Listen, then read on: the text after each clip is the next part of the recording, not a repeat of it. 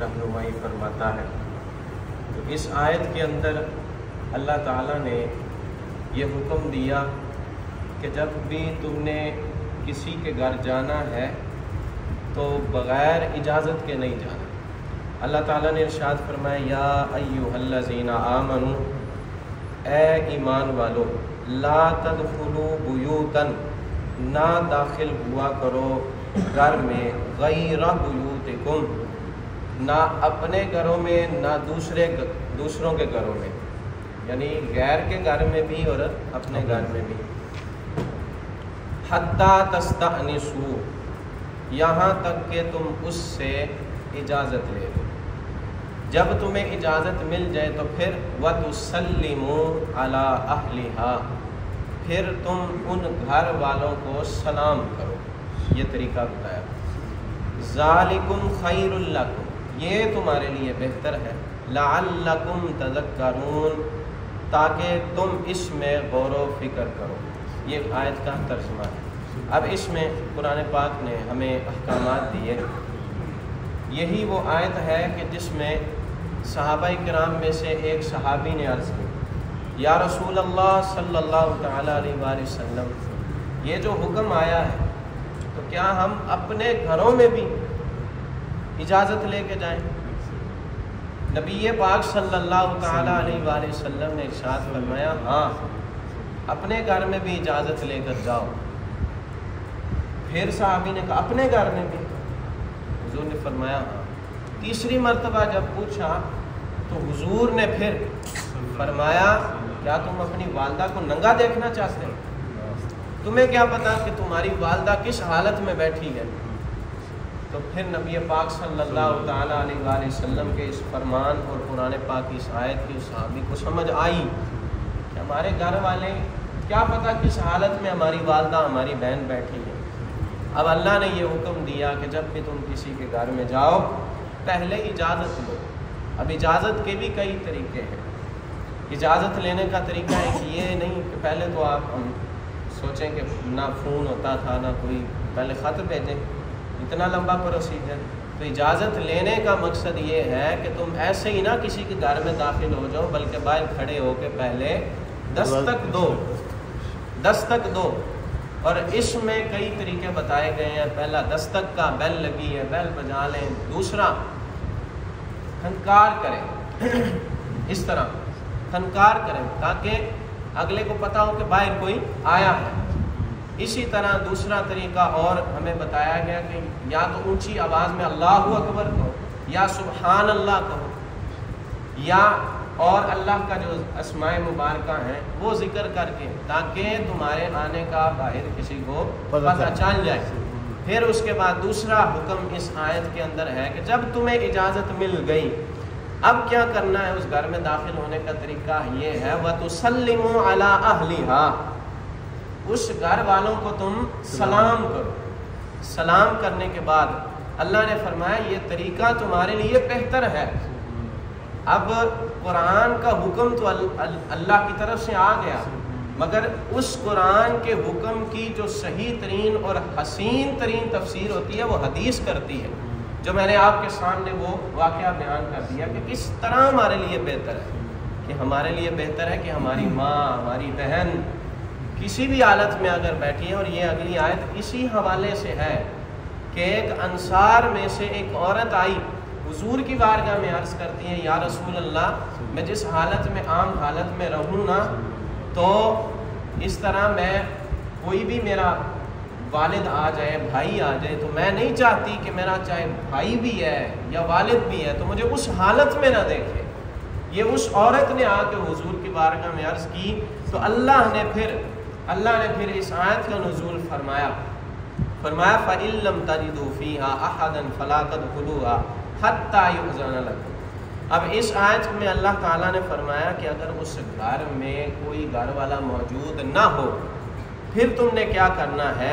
فَلَا تَدْخُلُوهَا، یہ نہیں ہے کہ گھر میں کوئی موجود نہیں ہے تو تم پھر جو ہے نا اجازت کہو کہ کارج کوئی ہے نہیں تو ہوں اجازت کی لینی، چلو ایویں ہی چلے جاؤ۔ اللہ نے فرمایا فَلَا تَدْخُلُوهَا، داخل نہیں ہونا۔ کیوں؟ وہ کسی کا گھر ہے، آپ کو کسی کی ملکیت پر تصرف کرنے کی اجازت نہیں ہے، تو اس لیے اللہ نے اس سے بھی منع فرما دیا کہ کوئی گھر میں موجود نہ ہو تو تم وہاں سے واپس آ جاؤ۔ اس مالک سے اجازت لینا ہر حال میں ضروری ہے۔ فَلَا تَدْخُلُوهَا حَتَّى يُؤْذَنَ لَكُمْ، یہاں تک کہ تمہارے میں سے کوئی اجازت لے لے۔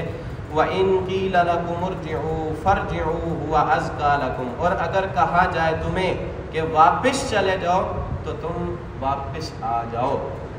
اللہ نے فرمایا کہ اگر کوئی گھر والا تمہیں کہتا ہے کہ نہیں اجازت نہیں ہے تو تم اصرار نہ کرو، تو تم واپس آ جاؤ، تم لوٹ آؤ۔ ہوا ازکا لکم، یہ تمہارے لیے پاکیزہ ہے، یعنی اس میں تمہاری عزت ہے۔ ایک بندہ نہیں چاہتا کہ تم اس کے گھر میں جاؤ، تو تم اس کو کیوں کہہ رہے ہو میں نے تمہارے گھر میں آنا ہے؟ اللہ فرما رہا ہے کہ ہوا ازکا لکم، یہ تمہارے لیے پاکیزہ ہے، تمہاری عزت ہے اس میں۔ واللہ بما تعملون علیم، اللہ جانتا ہے جو تم عمل کرتے ہو۔ لیس علیکم جناح ان تدخلوا بیوتا غیر مسکونۃ فیہا متاع لکم۔ اب یہ آیت کا شان نزول یہ ہے کہ ایک مرتبہ جب یہ احکامات آئے نا تو صحابہ نے کہا یا رسول اللہ، ہم جب ملک شام کی طرف جاتے ہیں، مکہ سے مدینہ جاتے ہیں، یا کسی بھی ہم تجارتی حوالے سے سفر کرتے ہیں، کسی کی دکان ہو یا مسافر خانہ بنا ہو، تو یا رسول اللہ ہم نے اس کی بھی اجازت لینی ہے۔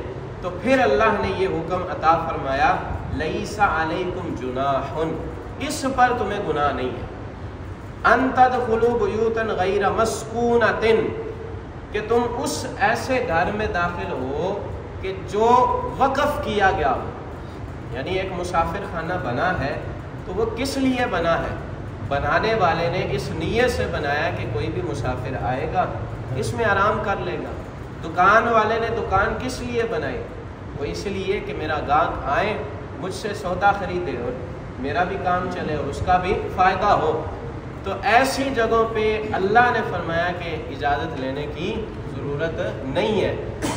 متاع لکم واللہ یعلم ما تبدون وما تکتمون، اور اللہ تعالیٰ جانتا ہے جو تم ظاہر کرتے ہو اور جو تم چھپاتے ہو۔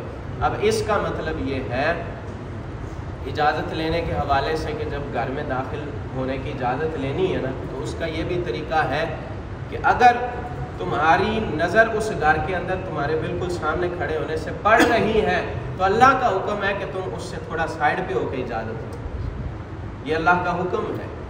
تو اللہ نے اس لیے فرما دیا جو تم پوشیدہ کرتے ہو، جو تم علل اعلان کرتے ہو، جو بھی ہے ہر چیز کو اللہ جانتا ہے۔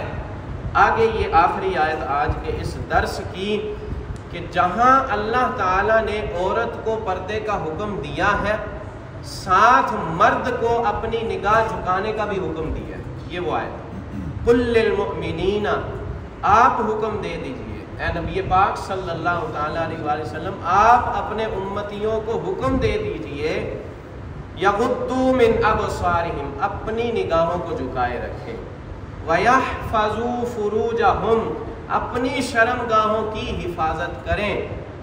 نبی پاک صلی اللہ تعالیٰ علیہ وآلہ وسلم کا ارشاد گرامی، صحابہ کرام آئے حضور کی بارگاہ میں عرض کرنے لگے یا رسول اللہ، ہمارا تو بازار میں جس طرح کسی کی دکان بازار میں ہو یا اس کا کام ہی ایسا ہو کہ اس کو بازار میں کھڑا ہونا پڑتا ہے، ریڑھیے والے ہو گئے، دکان والے ہو گئے، اور ان صحابہ نے کہا یا رسول اللہ ہم کیسے ان چیزوں سے باز آ جائیں؟ نبی پاک صلی اللہ تعالیٰ علیہ وآلہ وسلم نے فرمایا سب سے بری چیز بازار ہے، وہاں پر نہیں رکنا۔ یا رسول اللہ ہم نے تو رکنا، ہماری مجبوری۔ حضور نے فرمایا نہیں رکنا۔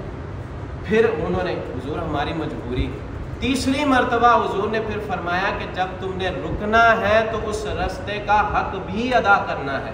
اب صحابہ نے پوچھا یا رسول اللہ صلی اللہ تعالیٰ علیہ وآلہ وسلم رستے کا حق کیا ہے؟ حضور نے فرمایا رستے کا حق یہ ہے کہ اپنی نگاہیں نیچی رکھو، یہ رستے پر چلنے کا حق ہے کہ نگاہیں نیچی رکھنی ہے۔ کوئی بھی گزر رہا ہے، کسی کی بہن آپ کو کیا پتا، کس کی ماں آپ کو کیا پتا، لیکن شریعت کیا حکم دے رہی ہے؟ اپنی نگاہیں نیچی رکھو۔ اگلا حکم وَيَحْفَظُوا فُرُوجَهُمْ، اپنی شرمگاہوں کی حفاظت کرو۔ نبی پاک صلی اللہ تعالیٰ علیہ وآلہ وسلم نے ارشاد فرمایا تم مجھے اپنی 2 چیزوں کی مجھے ضمانت دے دو، میں تمہیں جنت کی ضمانت دے دیتا ہوں۔ ان 2 چیزوں کی ضمانت کون سی 2 چیزیں ہیں؟ حضور نے فرمایا اپنے دانتوں کے درمیان والی چیز اور اپنی ٹانگوں کے درمیان والی چیز، ان دونوں کی ضمانت دے دو، میں تمہیں جنت کی ضمانت دے دوں۔ تو یہ ہماری شرمگاہ کی حفاظت، یہ بڑی اہم چیز ہے۔ اس کے بعد اللہ نے فرمایا ذالک ازکیٰ لہم، یہ اعمال تمہارے لیے بڑے ہی پاکیزہ ہیں، اسی میں تمہاری بھلائی ہے، اسی میں کامیابی ہے۔ ان اللہ خبیر بما یصنعون، بے شک اللہ تعالیٰ خوب آگاہ ہے تمہارے ان کاموں پر جو تم کرتے ہو۔ یعنی ہم یہ نہ سوچیں کہ ہم کسی کو دیکھ رہے ہیں، اللہ نہیں دیکھ رہا، اللہ ہر چیز کو دیکھ رہا ہے جو ہم عمل کر رہے ہیں۔ اللہ عمل کی توفیق عطا فرمائے۔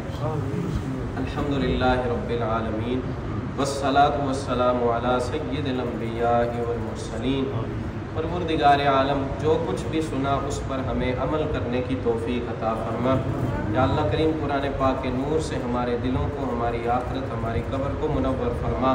ہم سب کے صغیرہ کبیرہ گناہوں کو معاف فرما، آئندہ گناہوں سے بچنے کی توفیق عطا فرما۔ یا اللہ کریم ہم سب کی نیک حاجات اور تمناؤں کو پورا فرما، بیماروں کو شفا عطا فرما۔ صلی اللہ تعالی علی رسولہ خیر خلقہ و نور عرشہ و زینت فرشہ وقاسم رزقہ محمد وعلی آلہ واصحابہ اجمعین برحمتہ۔